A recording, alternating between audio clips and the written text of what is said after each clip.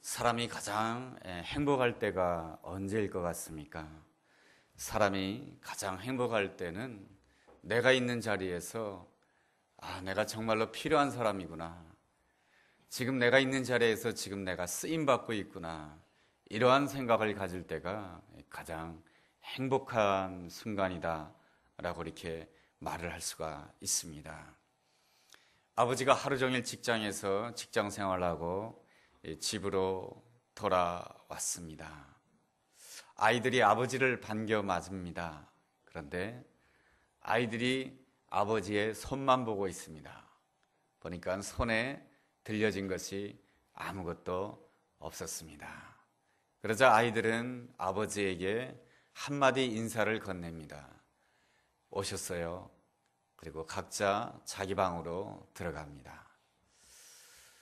그러한 장면을 경험한 아버지의 마음은 좀 섭섭하겠죠. 아이들은 나를 필요로 하기보다는 내 손에 들려진 선물을 더 필요로 하는구나. 섭섭한 마음일 것입니다. 반대로 아버지가 집에 돌아왔습니다. 그러자 아이들이 아버지를 반겨 맞으면서 하루 동안 있었던 일에 대해서 이러쿵 저러쿵 이야기를 하고 이러면 좋을까요? 저러면 좋을까요? 이걸 살까요? 저걸 살까요? 시시콜콜 이야기를 해준다라고 한다면 아버지 입장에서는 이런 생각을 하게 되겠지요. 그래도 내가 이 집에서 내가 가장이구나. 그래도 내가 이 집에서 쓸모있는 사람이구나. 내가 필요한 사람이구나. 그러한 행복감을 느끼게 될 것입니다. 내가 부족하다 할지라도 내가 필요한 존재가 되고 내가 쓰임받는 존재가 된다라고 하는 것은 얼마나 중요한 것이고 내 삶에 있어서 아주 귀한 것이고 복된 요소인 것입니다. 주님께서는 오늘 말씀을 통하여서 오늘 우리의 삶이 하나님께 쓰임받는 사람, 하나님께 필요한 존재가 되기를 원하십니다. 하나님께서 필요로 하는 사람은 누구이겠습니까? 물질이 많은 사람이겠습니까? 지식이 많은 사람이겠습니까? 보다 능력이 있는 사람이겠습니까? 물론 지식이 많고 능력이 있고 물질이 많으면 좋겠지만은 우리 하나님께서 내가 필요로 하는 사람이 누구일까 했을 때 가장 소중히 여기는 사람은 이러한 사람입니다. 누구냐 하면은 함께 일할 줄 아는 사람을 하나님께서는 기뻐하신답니다. 왜냐하면은 우리가 섬기는 하나님의 속성은 함께 일하시는 하나님이시기 때문에 그렇습니다. 우리가 보통 하나님을 부를 때에 하나님 아버지 이렇게 부르지만은 우리가 하나님을 이렇게 신학적으로 표현하기도 합니다. 삼위일체 하나님. 조금 어려운 말이지만은 간단하게 표현하면 이렇습니다. 하나님은 세 분 하나님이신데 성부 하나님, 성자 하나님, 성령 하나님. 그 세 분 하나님은 각각 독립적인 인격을 가지고 계신 그러한 하나님이시지만은 일을 하실 때에는 온전히 함께 일하심으로 인해서 하나가 되신다라고 하는 그러한 뜻에 있어서 우리는 하나님을 삼위일체 하나님이시다라고 이렇게 고백을 합니다.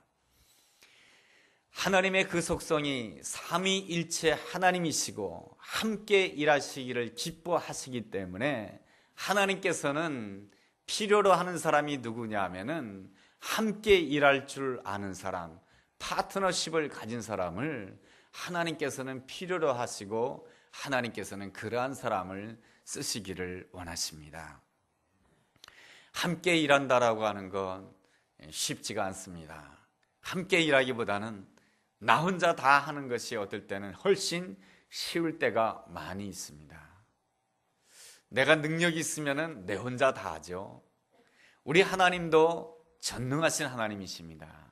우리 전능하신 하나님께서는 모든 것을 다 홀로 하실 수 있으시지만은 하나님께서는 홀로 행하지 아니하십니다. 언제나 하나님께서는 함께 일하시는 하나님이십니다. 성부 하나님은 성자 하나님과 일하시고 성령 하나님과 함께 일하시고요. 성자 하나님은 성부 하나님과 성령 하나님과 함께 일하시고요. 성령 하나님은 성부 하나님과 성자 하나님과 함께 일하신답니다. 또한 하나님께서는 일하실 때에 하나님 홀로 모든 것을 할 수 있지만은 우리와 함께 일하기를 원하십니다. 우리가 부족하다 할지라도, 우리가 연약하다 할지라도 우리와 함께 일하시기를 원하시는 좋으신 그러한 하나님이십니다. 그러므로 우리 역시 하나님께 쓰임받는 존재가 되기 위해서는 함께 일하는 사람이 되어야 됩니다. 특별히 하나님과 함께 일하는 사람이 되어야 될 줄로 믿습니다. 우리가 결혼을 해서 가정을 이룰 때도 하나님과 함께 가정을 이룰 줄 알아야 되고요. 교회를 세워도 하나님과 함께 교회를 세울 줄 알아야 되고, 직장 생활을 감당하는 것도 하나님과 함께 직장 생활을 감당할 줄 알아야 되는 것입니다. 제가 매주마다 설교를 하게 되지만은 이 자리에 나올 때도 하나님과 함께 할 줄 알아야 되는 것입니다. 그랬을 때에 우리는 내 생각을 뛰어넘는 하나님의 놀라운 역사를 경험하게 되는 줄로 믿습니다. 하나님께서 가장 힘들어하는 사람이 있습니다. 함께 하기에 힘들어하는 사람, 하나님이 쓰시기에 힘들어하는 사람이 있는데 그 사람은 누구냐 하면은 내가 앞서는 사람입니다. 내가 힘이 있다고 해서 내가 앞서고, 내가 능력이 있다고 해서 내가 앞서고, 내가 남보다 지식이 많다고 해서 내가 앞서는 사람을 하나님께서는 함께 일하기 제일 힘들어하는 사람입니다. 이스라엘의 초대 왕 사울이라고 하는 왕이 있었습니다. 그 사람은 아주 키가 큰 사람이었고요. 성경에서는 그 사람을 준수한 사람이다, 아주 대단한 사람이다 라고 기록해주고 있습니다. 그렇지만 이 사울 왕은 하나님께 쓰임을 끝까지 받지 못했습니다. 처음에는 쓰임을 받았지만은 나중에 가서 하나님께 버림을 받게 됩니다. 왜 그런 것입니까? 사울 왕이 최고의 권력자가 되었을 때에 내가 앞섰기 때문에 그렇습니다. 블레셋과의 전투 때에 하나님께서 원하는 것은 하나님의 선지자 사무엘이 하나님 앞에 제사를 드리고 사울 왕은 군사를 이끌고 나가서 전쟁을 해서 블레셋과의 싸움에서 이기기를 원했던 것입니다. 그러니까 하나님께서는요, 이 이스라엘 백성들이 블레셋과 전투할 때 파트너십으로 일하기를 원했던 것입니다. 하나님께서는 역사하시고 위에서 역사하시고, 선지자 사무엘은 하나님께 제사를 드리고, 이 사울 왕은 군사를 이끌고 나가서 전쟁을 함으로 인해서 온전한 파트너십의 승리, 함께함으로 인해서 승리하기를 원했던 것입니다. 그런데 말이죠, 이 블레셋과의 전투 때에 사무엘 선지자가 늦게 오는 것이었습니다.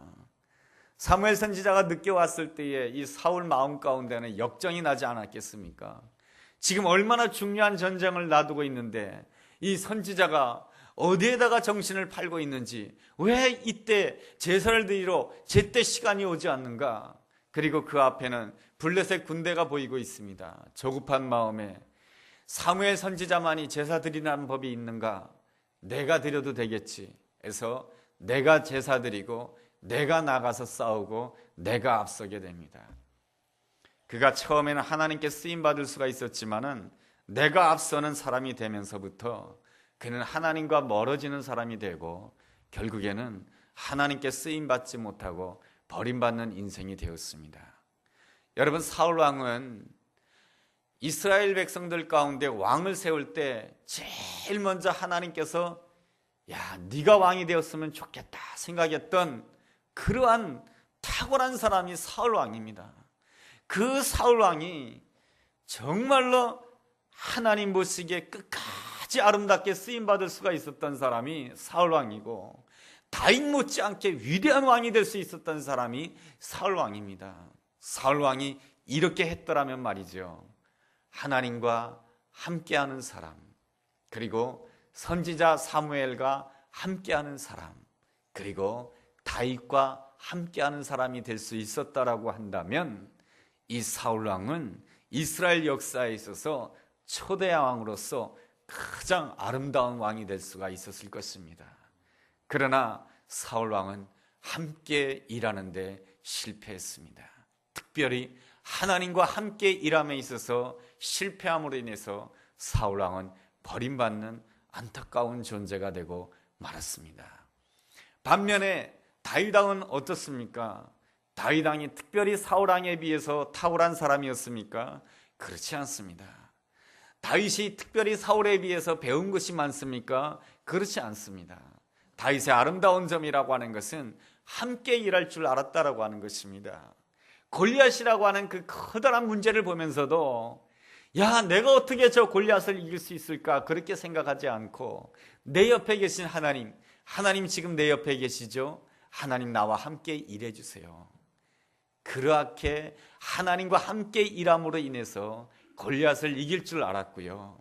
또한 사울 왕은 늘 이 다윗을 미워하고 다윗을 향해서 시기하고 다윗을 죽이려고 했지만은 이 다윗은 그 사울 왕의 아들이었던 요나단과 함께 일할 줄 알았습니다. 그리고 다윗이 사울 왕에게 쫓겨서 광야 생활을 할 때에 이 다윗이 누구와 함께 생활했냐 하면은 사무엘상 22장을 읽어보게 되면은 그는 원통한 자, 빚진 자, 고통당하는 자들과 함께 했다라고 기록되어 있습니다. 이 다윗은 그 광야 생활 속에서 그 원통한 자, 빚진 자, 그 고통당하는 자, 그들과 함께 일할 줄 알았던 것입니다. 다윗이 교만했다라고 한다면 이런 생각을 했겠죠. 야, 지금 내가 형편이 그래서 너희들과 함께 있는 것이지 내가 어떻게 너희들과 함께 일할 수 있느냐. 너희들은 나와 본래 수준이 다른 사람이야. 이렇게 생각했다라고 한다면 하나님께 온전히 쓰임받는 인생, 하나님이 필요로 하는 인생이 될 수가 없었을 것입니다. 그러나 다윗은 하나님께서 내 옆에 붙여준 그 모든 사람들, 그 사람이 원통한 자라 할지라도, 그 사람이 빚진 자라 할지라도, 그 사람이 마음이 상한 자라 할지라도 그 사람들과 함께 일할 줄 알았기 때문에 하나님께서는 그를 이스라엘의 위대한 왕으로 세워주신 것입니다. 그 다윗 왕의 그 아름다운 점은 그가 최고의 권좌에 있을 때 잘 나타나고 있습니다. 사람이 최고의 권좌에 있게 되면은 모든 것을 내가 앞서서 내가 하려고 합니다. 그런데 그 최고의 권좌의 자리에 있으면서도 다윗은 늘 하나님과 함께 일하려고 하였습니다. 그리고 다윗은 특별히 누구와 함께 일했냐 하면은 선지자 나단과 함께 일하였습니다. 선지자 나단이 어떤 사람입니까? 이 사람은 위아래도 없는 것 같아요. 하나님이 주신 메시지라고 한다면 직선적으로 당신이 잘못했어 이렇게 지적하는, 당신이 바로 밧세바를 범했어 이렇게 지적하는 아주 무서운 사람입니다. 그럼에도 불구하고 그가 하나님의 선지자라고 하는 이유 때문에 이 다윗은 겸손하게 그와 함께 일했던 것입니다. 그렇게 함께 일할 줄 아는 그 마음으로 인하여서 이 다윗은 하나님 앞에 가는 그 순간까지 아름답게 쓰임받았고, 하나님 앞에 가는 그 순간까지 하나님 보시기에 필요한 존재가 된 줄로 믿습니다. 하나님께서는 때때로 우리 삶 가운데 원치 않는 고통을 허락하실 때가 있고, 원치 않는 어려움을 경험하게 하실 때가 있고, 속삭한 일을 경험할 때가 있습니다. 왜 하나님께서 내가 하나님을 사랑하고 내가 하나님을 믿는데 왜 나에게 이러한 역경이 주어질까? 왜 이 고통이 주어질까? 그것은 하나님께서 나를 연단시켜서 내 마음을 변화시키고자 하는 하나님의 뜻이 있는 것입니다. 그것이 뭐냐 하면은 하나님께서 내게 붙여준 사람들과 함께 일하는 사람이 되라 라고 하는 것입니다. 우리가 함께 일하는 사람이 되기 위해서는 어떻게 해야 되겠습니까? 특별히 하나님과 함께 일하고 하나님께서 내게 붙여준 사람들과 함께 일하는 사람이 되기 위해서는 어떻게 해야 되겠습니까? 첫째로 나의 교만을 내려놓아야 되는 것입니다. 하나님께서 가장 기뻐하지 않는 사람이 누구냐 하면 바로 교만한 사람입니다. 하나님께서 함께 일하기 제일 힘들어하는 사람이 누구냐 하면은 바로 교만한 사람인 것이죠. 교만한 사람이란 어떤 사람입니까? 교만한 사람이라고 하는 것은 자기 이미지를 통제하려고 하는 사람입니다. 자기 이미지라고 하는 것은 무엇입니까? 다른 사람들이 나를 어떻게 보는가, 이것이 바로 자기 이미지거든요. 그러니까 그 자기 이미지를 내가 통제하려고 하는 거예요. 다른 사람들이 나를 보는 이미지는 나를 대단한 사람으로 보아야 되고, 내가 능력 있는 사람으로 보아야 되고, 나를 착한 사람으로 보아야 되고, 나를 선한 사람으로 보아야 되고, 나를 성공한 사람으로 보아야 된다라고 하는 그러한 자기 이미지 통제의식을 가진 그러한 사람이 바로 교만한 사람인 것입니다. 그리고 교만한 사람은 자기 이미지를 통제하려고 할 뿐만 아니라 하나님의 그 역사심, 하나님의 이미지까지도 자기가 통제하려고 하는 것입니다. 내가 이렇게 하나님 앞에 충성하고 내가 이렇게 하나님 앞에 최선을 다했으니까 하나님께서는 나에게 이렇게 축복해 주셔야 되고 하나님께서는 이렇게 역사해 주시는 것입니다. 하나님은 그렇게 말씀하시면 안 돼요. 하나님은 그렇게 행동하시면 안 돼요. 하나님은 이렇게 행동해야 됩니다. 이렇게 생각하는 것이 무엇입니까? 자기 이미지를 통제하려고 하고 하나님의 이미지를 통제하려고 하는 교만한 마음인 것이죠. 베드로가 처음 출발할 때에는 베드로가 매우 겸손했습니다. 누가복음 5장을 읽어본다라고 한다면 베드로가 밤새도록 그물을 던졌지만 한 마리도 잡지 못했어요. 그랬을 때 예수님께서 오셔서 하시는 말씀은 그물을 깊은 데다 던져라. 이 베드로가 그 말씀에 순종해서 깊은 데다 던졌을 때에 2배 가득 채우게 되는 만산의 축복을 누리게 됩니다. 그때에 내 인생의 아름다운 결과는 내가 책임질 수가 없구나. 나는 아무것도 아닙니다 고백하면서 주님 앞에 이렇게 고백합니다. 주여, 나는 죄인입니다. 나를 떠나소서. 이렇게 고백하게 되었을 때 주님께서 이 베드로에게 뭐라고 말씀해 주십니까? 너의 이름을 이제부터는 시몬이라고 하지 말라, 베드로라 하라. 내가 너를 사람 낚는 어부가 되게 하겠다. 내가 너를 쓰겠다. 나는 너를 필요로 한다. 그렇게 말씀해 주셨습니다. 겸손할 때는 내가 너를 쓰겠다라고 말씀해 주신 분이 우리 주님이십니다. 그런데 시간이 흐르게 되자 누가복음 22장을 본다라고 한다면 예수님께서 만찬석상에서 앞으로 십자가 지실 것에 대해서 말씀을 하셨습니다. 그러자 이 베드로가 예수님 앞에서, 다른 모든 제자들 앞에서 이렇게 장담을 하게 됩니다. 주여, 주님께서 옥에 가신다 할지라도 내가 따라갈 것이며 주님께서 죽는 자리에 간다 할지라도 내가 그 죽는 자리에 가겠습니다. 이렇게 말했습니다. 어떻게 보면은 용기 있는 말이고 대단한 말인 것 같지만은 이 베드로의 마음 가운데는 교만한 마음이 있었습니다. 그게 뭐냐 하면은 다른 사람들이 나를 보는 자기 이미지를 통제하려고 했던 것입니다. 이 사람들아, 너희들과 내가 함께 있다라고 해서 너희들과 나를 같은 수준으로 보지 마. 나는 너희들과 다른 수제자야. 당신들과는 다른, 나는 주님이 죽는 자리까지도 갈 수 있는 그러한 사람이 바로 나야. 이것이 바로 내 옆에 있는 사람들을 향한 자기 이미지를 통제하려고 하는 태도인 것이죠. 사람은 그 말에 속을지 모르지만은 우리 예수님께서는 그 말에 속지 않아요. 그래서 예수님께서는 그 제자에게, 베드로에게 이렇게 말씀하십니다. 네가 닭 울기 전에 나를 3번 부인할 것이다. 주님께서는 자기 이미지를 통제하려고 하는 그 마음을 무너뜨리기를 원하셨습니다. 마태복음 16장을 읽어본다라고 한다면 이러한 말씀이 있습니다. 주님께서 십자가를 지시겠다라고 말씀하시자 이 베드로가 이렇게 말씀하십니다. 주여, 그리하시면 안 됩니다. 그렇게 하시면 안 됩니다. 주님께는 절대로 그런 일이 일어나서는 안 됩니다. 이게 무슨 뜻입니까? 내 마음 가운데 있는 교만과 욕심 때문에 이러한 뜻입니다. 내가 배도 버리고 그물도 버리고 예수님을 쫓았습니다. 3년 동안 이렇게 수고하면서 예수님을 쫓았는데 이제 와서 예수님께서 십자가 지신다니요, 이제 와서 예수님께서 죽으신다니요. 그렇다라고 한다면 3년 동안 따라다닌 나의 수고, 나의 노력, 나의 땀, 나의 눈물은 도대체 무엇이란 말입니까? 주님은 그렇게 역사하시면 안 되는 것입니다. 뭔가 내가 3년 동안 쫓아다녔으면 주님께서 나에게 뭔가 확실한 보상을 해 주셔야 되는 것 아니겠습니까? 이것이 바로 무엇입니까? 이 베드로가 하나님의 이미지를 내 뜻대로 통제하려고 하는 거예요. 하나님의 역사를 내 뜻대로 통제하려고 하는 것입니다. 그러자 예수님께서 그 베드로에게 예수님의 이미지를 통제하려고 하는 그 베드로를 향해서 뭐라고 말씀하십니까? 사단아, 내 뒤로 물러가라. 이렇게 말씀해 주시는 것입니다.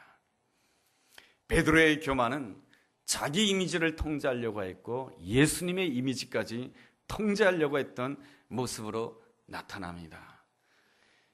그 통제하려고 하는 그 마음은 성처럼 딱딱하게 굳어져 있었는데 그 딱딱해진 그 요새가 언제 무너지게 되냐 하면은 닭 울기 전에 3번 예수님을 모른다라고 부인했을 때 자기 이미지를 통제하려고 하고 예수님 이미지를 통제하려고 하는 그 마음이 완전하게 다 무너지게 됩니다. 사람들은 내 이미지가 무너지게 되었을 때 너무너무 힘들어합니다. 그래도 이때까지는 내가 사회에서 성공한 사람이라고 여겨졌고, 그래도 이때까지는 내가 가정을 잘 지키는 사람이라고 여겨졌고, 그래도 이때까지는 내가 좋은 아버지라고 여겨졌는데 어느 날 한순간에 가정이 깨어지고 어느 날 한순간에 물질이 다 잃어버리게 됩니다. 그랬을 때는 어떻게 되겠습니까? 자기 이미지가 전부 다 깨어져 버리는 것입니다. 아, 저 사람은 성공한 사람이네. 저 사람은 괜찮은 사람이네. 저 사람은 정말로 좋은 남편이야. 좋은 아버지야. 멋진 남자야. 이러한 이미지가 다 깨어지는 것에 대해서 말할 수 없는 고통과 괴로움을 가지게 됩니다. 그러한 이미지가 깨어지게 될 때 그것을 감당 못해가지고 많은 사람들은 난 이제 끝났다라고 생각합니다. 내 인생 끝났다라고 생각합니다. 그렇지만 말이죠, 내가 나의 이미지가 무너짐으로 인해서 내 인생이 끝났다고 하는 그 순간이야말로 내가 정말로 변화될 수 있는 순간이며, 그 순간이야말로 자기를 넘어서는 순간이며, 그 순간이야말로 온전히 하나님을 믿고 하나님께 자신의 전 인생을 전폭적으로 맡기는 아름다운 기회가 되는 줄로 믿습니다. 둘째로, 하나님께서 함께 일하고 싶어하는 사람은 하나님의 사랑에 매인 사람입니다. 베드로가 실패했을 때 주님께서 찾아와 주십니다. 우리 주님은 참 좋으신 분이에요. 내가 멋진 모습으로 있을 때, 내가 성공으로 하고 있을 때 예수님이 날 찾아오시는 것이 아니고, 내가 부끄러울 때, 내가 수치스러울 때, 내가 못났을 때, 남들 앞에 나를 내세우기 어려웠을 때, 남들 앞에 나의 이미지가 산산조각 났을 때 우리 주님께서는 나를 찾아와 주신답니다. 그리고 주님께서 나에게 물어보시는 말씀은 딴 게 없어요. 나는 지난 여름날 밤 네가 한 일을 알고 있다, 이렇게 말씀하지 않으세요. 주님께서 나에게 찾아와 주셨을 때는 해주시는 말씀은 딱 한 가지예요. 무엇입니까? 네가 나를 사랑하느냐, 이 말씀입니다. 내가 너를 사랑하는데 네가 나를 사랑하느냐. 왜 이 질문을 3번씩 하는데 왜 이 질문을 3번씩 하는 것입니까? 바로 주님을 사랑하는 것이 내 인생이 진실로 사는 길이기 때문에 그렇습니다. 사람은 말이죠, 사랑하는 대상에 다 매이게 되어 있습니다. 내가 어떤 사람을 사랑하게 되면 그 사람에게 매여요. 그 사람이 뭐 먹고 싶어 할까? 그 사람이 어디 가고 싶어 할까? 그 사람이 극장 가고 싶어 할까? 그럼 나도 극장 가야지. 그 사람이 산으로 가고 싶어 할까? 그럼 나도 산에 가야지. 그 사람에게 매이게 됩니다.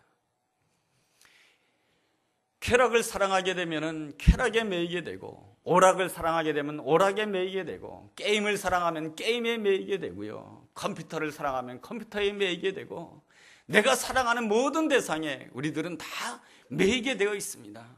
물질을 사랑하면 물질에 매이게 되고 말이죠. 우리는 하나님을 사랑해야 될 줄로 믿습니다. 하나님을 사랑해서 하나님께 매이는 것이 진정 우리가 사는 길인 줄로 믿습니다. E.M. 그레이라고 하는 사람이 이렇게 말합니다. 성공하는 사람들에게는 습관이 있는데 실패한 사람들이 하기 싫어하는 일들을 하는 습관이 있다는 것입니다. 다시 말씀드릴까요? 성공하는 사람들에게는 습관이 있는데 실패한 사람들이 하기 싫어하는 일을 하는 습관이 있다라고 하는 것입니다. 성공한 사람이라고 할지라도 실패한 사람들이 하기 싫어하는 일을 왜 하고 싶어 하겠습니까? 하기 싫지요. 내가 하기 싫으면 너도 싫은 거예요. 내가 화장실 청소하기 싫으면 너도 화장실 청소하기 싫은 거예요. 그런 것 아니겠습니까? 그런데 왜 하는 것입니까? 매여 있기 때문에 그런 것이에요. 목표에 매여 있기 때문에 그런 것입니다. 우리의 목표는, 우리의 진정한 목표는 무엇입니까? 하나님이신 줄로 믿습니다. 하나님께 매이기 때문에 나는 내 가족에게 매일 수 있는 것이고요, 하나님께 매이기 때문에 나는 교회에 매일 수가 있는 것이고, 하나님께 매이기 때문에 봉사에 매일 수가 있는 것입니다. 그렇게 산 사람이 바로 전도자 바울입니다. 바울은 고린도서 4장 2절 3절에서 이렇게 고백하고 있습니다. 기도를 계속하고 기도에 감사함으로 깨어 있으라. 또한 우리를 위하여 기도하되 하나님이 전도할 문을 우리에게 열어주사 그리스도의 비밀을 알게 하시기를 구하노라. 내가 이 일 때문에 매임을 받았노라. 사도 바울은 고백합니다. 내가 매임을 받았습니다. 내가 날마다 기도합니다. 내가 날마다 전도합니다. 기도한다고 하는 것이 얼마나 힘듭니까? 기도를 노동이라고 말합니다. 전도하는 것이 얼마나 힘듭니까? 그럼에도 불구하고 내가 기도하고 내가 전도합니다. 왜 그렇습니까? 내가 하나님의 사랑에 매여 있기 때문에 그런 것입니다. 하나님의 은혜에 매여 있기 때문에 그런 것입니다. 매인 인생은 불편합니다. 매인 인생은 내가 하기 싫은 일도 해야 되는 것이 매인 인생이고요, 매인 인생은 내가 하고 싶어도 하지 말아야 되는 것이 매인 인생인 것입니다. 매인 인생은 불행한 것 같지만 매인 인생이 복된 길인 것입니다. 하나님께 매였기 때문에 못난 남편에게 매이고, 하나님께 매였기 때문에 부족한 아내에게 매이고, 하나님께 매였기 때문에 하나님께서 내게 붙여준 성도들에게 매이고, 하나님께 매였기 때문에 하나님께서 내게 붙여준 직장 동료들에게 매이는 것입니다. 여러분, 매이는 것을 비극적으로 생각하지 마십시오. 내가 하나님께 매인다라고 한다면 모든 것에 매일 수가 있고, 그 매임 속에서 하나님이 허락하시는 은혜와 축복을 누릴 수 있는 줄로 믿습니다. 어느 마을에 송아지 한 마리가 있었습니다. 이 송아지가 성장하게 되자 농부는 그 송아지에게 콧뚜레를 하기를 원했습니다. 콧뚜레를 해야 곱비를 메고 이랴 하면서 농사를 지을 것 아니겠습니까? 콧뚜레를 했는데 이 송아지가 농부에게 말씀을 드립니다. 눈물을 흘리면서 주인님 콧뚜레를 하지 말아주시기 바랍니다. 그러자 이 주인 되는 농부께서 이렇게 말하는 것이죠. 너 콧뚜레 하지 않으면 망아지가 될 텐데. 그렇지 않습니다, 주인님. 그것은 다 옛날 생각입니다. 오늘날은 모든 것을 다 자유롭게 자율적으로 일할 수 있습니다. 제가 자율적으로 주인님을 위해서 2배나 열심히 일하겠습니다. 눈물 흘리면서 고백하는 그 송아지의 고백에 주인인 농부는 감동을 해가지고 콧뚜레를 하기를 포기하게 됩니다. 콧뚜레를 하지 않자 이 송아지는 너무 감격해서 2배로 열심히 일합니다. 얼마나 열심히 일하는지 모릅니다. 그런데 열심히 일하는 것이 얼마 가지 못합니다. 시간이 지나가자 게으르기 시작하고, 시간이 지나가자 일을 안 하려고 하고, 그러자 주인이 화가 나서 한 대 때리니까 이 송아지가 그만 뿔이 나가지고 이단협차기로 이 농부를 한 대 칩니다. 그러자 그 다음 날로 이 송아지는 그 마을에서 사라졌습니다. 왜냐하면 농부가 이 송아지를 끌고 도살장으로 갔기 때문입니다. 우리들에게도 때때로 콧뚜레가 필요합니다. 매인 인생이 된다고 하는 거 불편하다고 생각할지 모르지만 내가 하나님께 매이고, 하나님의 사랑에 매이고, 하나님의 은혜에 매여서 남편에게 매이고, 아내에게 매이고, 교회 성도들에게 매이고, 직장 동료에게 매인다라고 한다면 하나님께서는 내가 불편하다고 생각하는 그 이상으로 우리 하나님께서 축복해 줄 줄로 믿습니다. 셋째로, 하나님과 함께 일하는 자가 되기 위해서는 사명의 매인 자가 되어야 되는 것입니다. 성도의 첫 번째 사명은 하나님을 사랑하는 것이고요, 성도의 두 번째 사명은 이웃을 사랑하는 것입니다. 하나님께서 이 베드로에게 찾아오셔서 말씀해 주실 때에 네가 나를 사랑하느냐라고 말씀해 주시면서 주님 사랑을 처음 이야기하였고요, 그 다음에 주님께서 이 베드로에게 무엇을 말씀하십니까? 내 양을 먹여라, 내 양을 치라, 내 양을 먹여라, 이것을 3번이나 말씀하시지 않았습니까? 그것은 무엇입니까? 이웃을 사랑한다라고 하는 것이 그렇게 힘들다라고 하는 것입니다. 주님께서는 말씀하십니다. 이 베드로를 향해서 내 양을 먹여라, 그것은 이웃을 사랑하라 라고 하는 것이죠. 세상에서 가장 힘든 일이 뭔지 아십니까? 사람을 사랑하는 것입니다. 제일 어려운 일이 사람을 끝까지 사랑하고 인내하고 기다려주는 것이 어려운 일인 것입니다. 우리 예수님께서 이 땅에 오신 이유가 무엇입니까? 사람을 사랑하기 위해서 이 땅에 오셨습니다. 사람을 사랑하기 위해서 이 땅에 오셨을 때에 예수님은 십자가를 질 수밖에 없었던 것입니다. 우리가 사람을 사랑한다라고 하는 것은 십자가를 지는 것입니다. 사명에 매인다라고 하는 것, 힘들 때 힘들 거라고 생각되지만 우리에게는 다 사명이 있습니다. 하나님이 내게 붙여준 사람들을 사랑해야 될 사명이 있는 것입니다. 사람들은 매이는 것을 싫어합니다.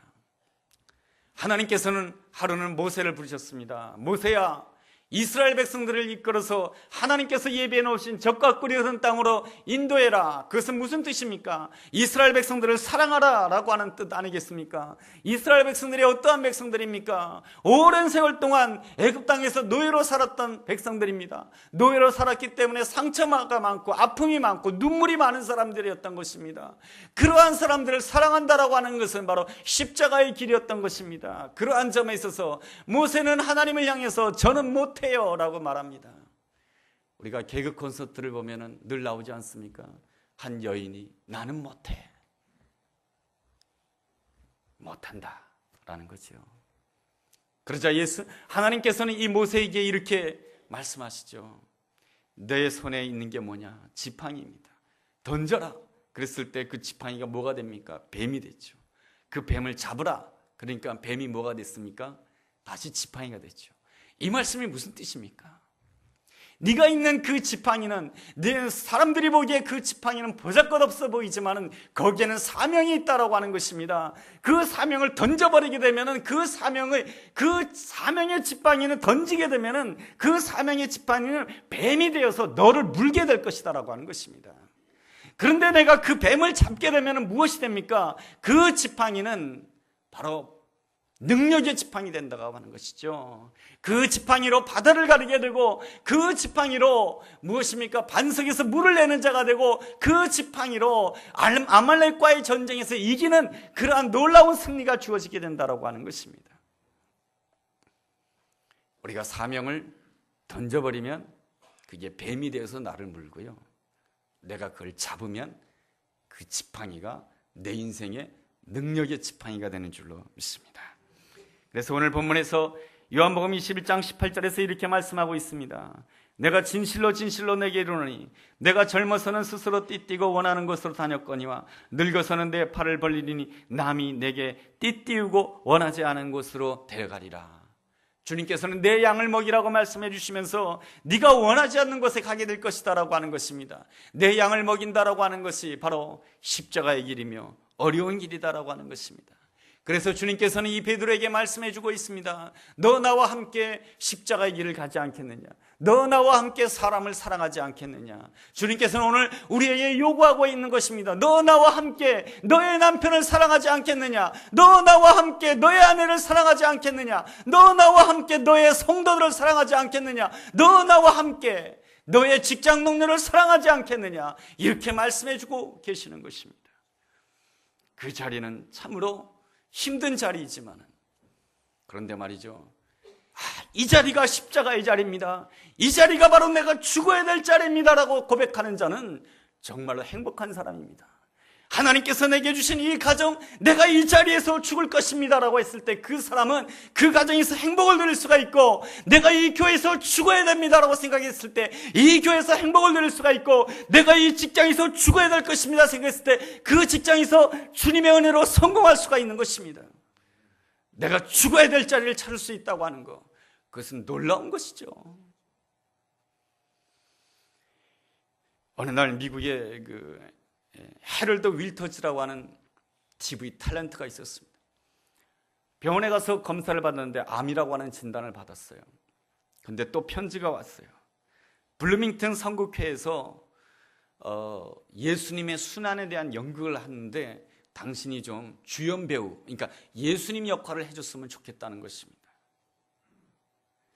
해밀턴 씨는 가만히 생각했습니다. 하나님께서 나에게 연극할 수 있는 달란트를 주셨는데, 하나님, 내가 이 자리에서, 이 무대에서 죽겠습니다.